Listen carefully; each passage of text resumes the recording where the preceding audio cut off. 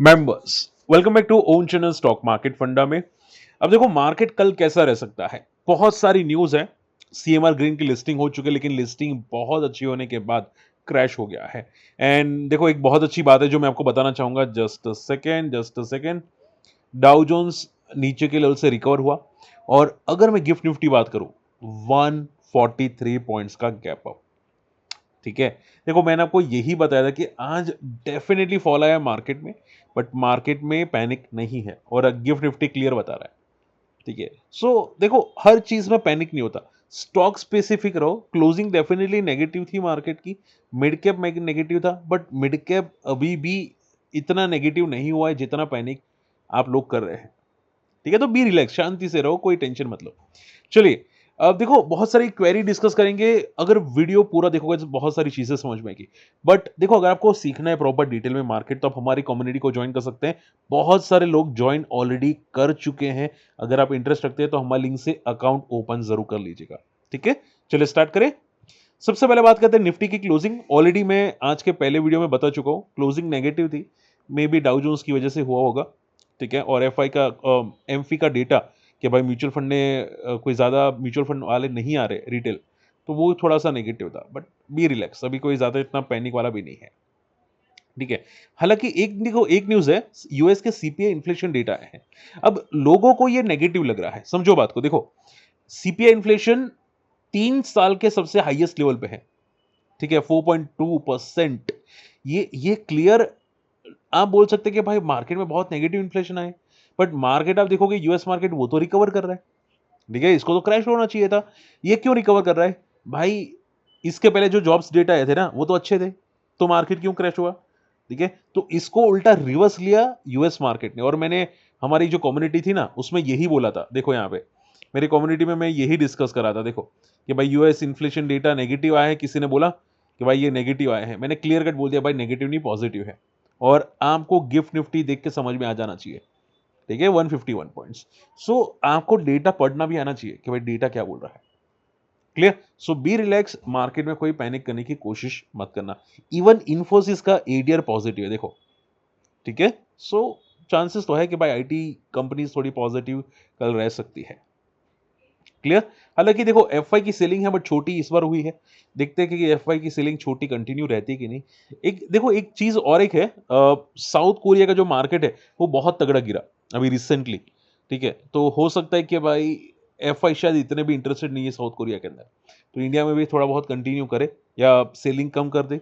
यही आपको डेटा दिख रहा है सेलिंग का। क्लियर? तो बी रिलैक्स। चलिए, ओके, मुझे ये स्टॉक बताओ, ये कौन सा स्टॉक है? अब देखो कोई रिकमेंडेशन नहीं है, ध्यान से सुनना। देखो मैं जो जितने भी स्टॉक बता रहा हूं ना, ज्यादातर बिग बुल पैटर्न फॉलो कर रहे हैं, ज्यादातर। ठीक है, बट ये बिग बुल पैटर्न में क्या चीज सुनने को मिलती है, ध्यान से सुनना। मैंने ओला भी डिस्कस किया था आप लोगों के साथ, अगर आपको पता हो तो। ठीक है, ओला ने 40 का लेवल ब्रेक किया था, तो हुआ क्या, तो उसके बाद बहुत अच्छा मोमेंटम में 49 तक चला गया था, 41 ब्रेक होने के बाद। ठीक है, तो मोमेंटम क्या, ये सब मोमेंटम वाले होते हैं जनरली कि भाई कितनी मोमेंटम आती है वगैरह वगैरह। ठीक है, आयोनिक्स इंडिया 2 दिन में 10-12% आराम से क्रॉस कर गया, बस 12 भी नहीं, 17% क्रॉस कर गया। ठीक है, पहले 6 दिन पहले 6%, दूसरे दिन 11% बिग बुल सीरीज में था। ठीक है, और अब ये स्टॉक कौन सा मुझे बताओ। डेली स्टॉक है, डेली चार्ट है, कोई रिकमेंडेशन नहीं है। हालांकि वॉल्यूम्स कम है तो मुझे थोड़ा रिस्की लगता है कि भाई ट्रेंड कितना बड़ा होगा, तो छोटा ही ट्रेंड होगा। बट आप चार्ट्स देखो, समझो बात को।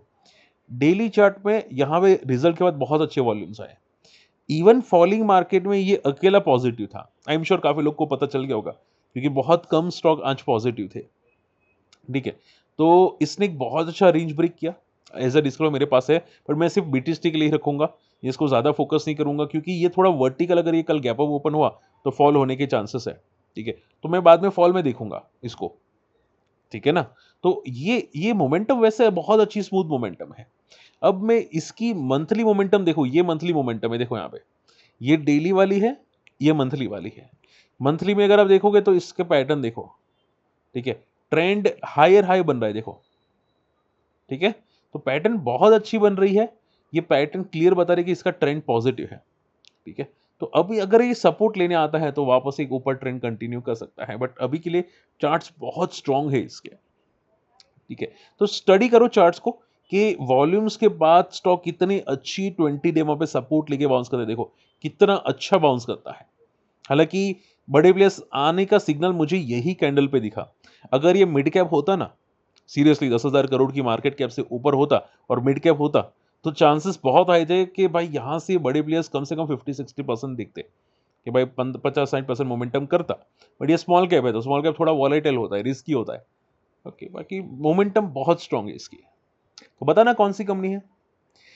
ओके, या कमेंट में गेस कर लेना, कमेंट में काफ़ी लोग करते हैं गेस। चलिए, ओके, सीएमआर ग्रीन, देखो लिस्टिंग डेफिनेटली स्ट्रांग दी। जो अनुमान था कि भाई 30-35% हो सकती है, पहले 25% का लिस्टिंग गेन था, फिर 35%, 43% भी हुई और उसके बाद सीधा लोअर सर्किट है। अब देखो एक चीज़ अच्छी न्यूज़ है जो मैं आपको बताना चाहूँगा सीएमआर ग्रीन के अंदर, कि गोल्डमैन सैक्स ने एंट्री की है।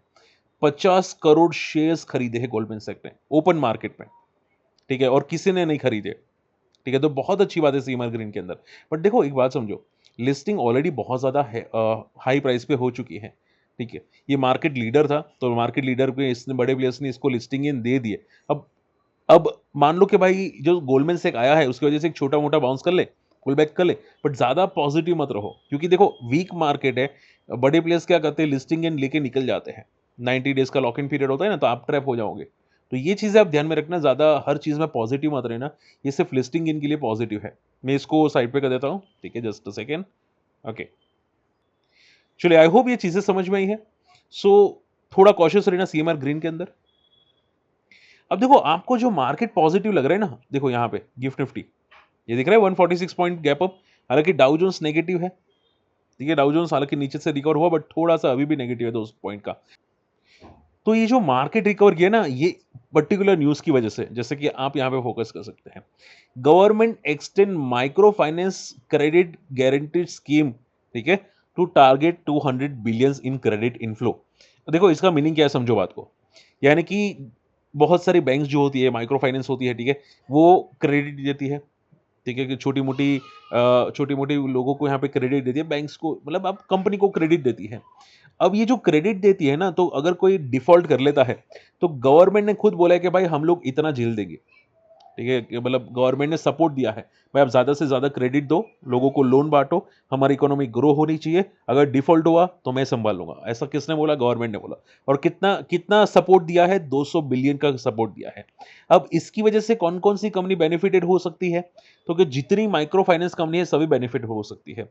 लाइक मुथूट माइक्रो फाइनेंस, सतिन, स्पंदा स्फूर्ति, फ्यूजन फाइनेंस, क्रेडिट एक्सिस ग्रामीण। बट आपको सभी मत दिखना है। देखो आपको सभी नहीं देखनी है।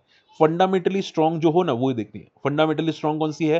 तो इसमें से मुथूट माइक्रो और क्रेडिट एक्सिस ग्रामीण फंडामेंटली स्ट्रांग है। हालांकि देखो मैं रिकमेंडेशन नहीं कर रहा हूं, बट मैं आपको समझा रहा हूं कि ये जो क्रेडिट गारंटी स्कीम है ना, उसका बेनिफिट ये पर्टिकुलर कंपनी को हो सकता है, बैंक्स को या स्मॉल फाइनेंस बैंक को हो सकता है।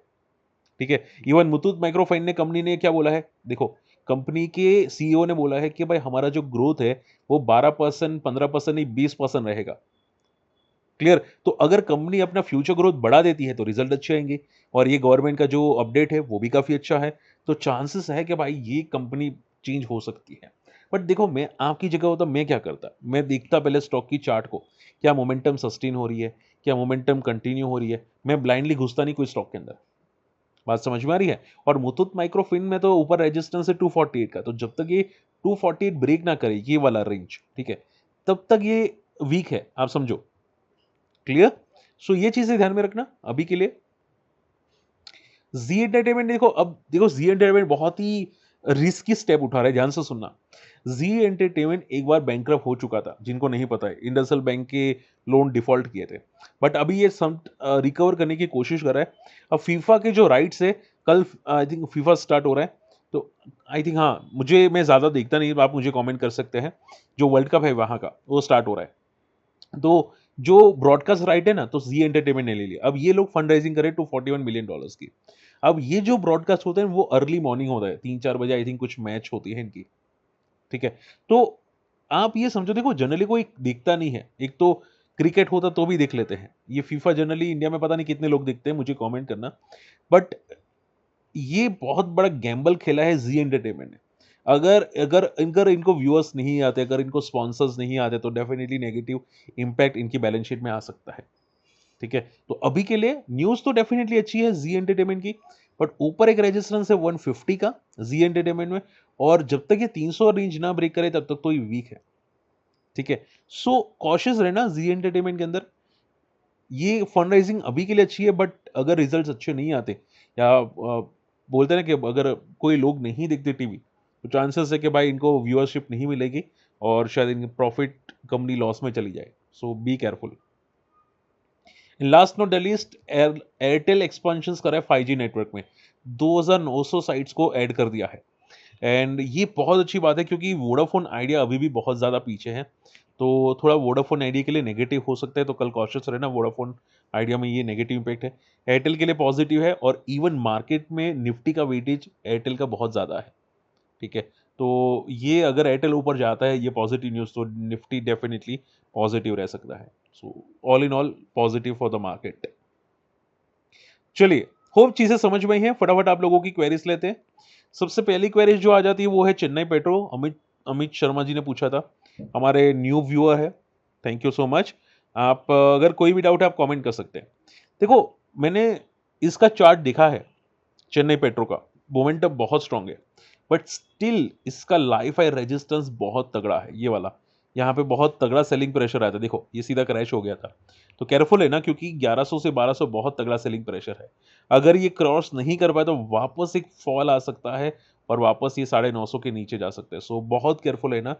मोमेंटम ठीक है, बट रेजिस्टेंस बहुत तगड़ा है। और आईएफसीआई, और ये जो न्यूज़ आ रही है ना वार की, ये अगर खत्म हो गई ना तो चेन्नई पेट्रो को सबसे शायद नेगेटिव इम्पैक्ट आए। सो बी केयरफुल अभी के लिए। इन्फोसिस का एडीआर पॉजिटिव है अभी के लिए तो। प्राज इंडस्ट्रीज, जनित पटेल जी पूछ रहे हैं।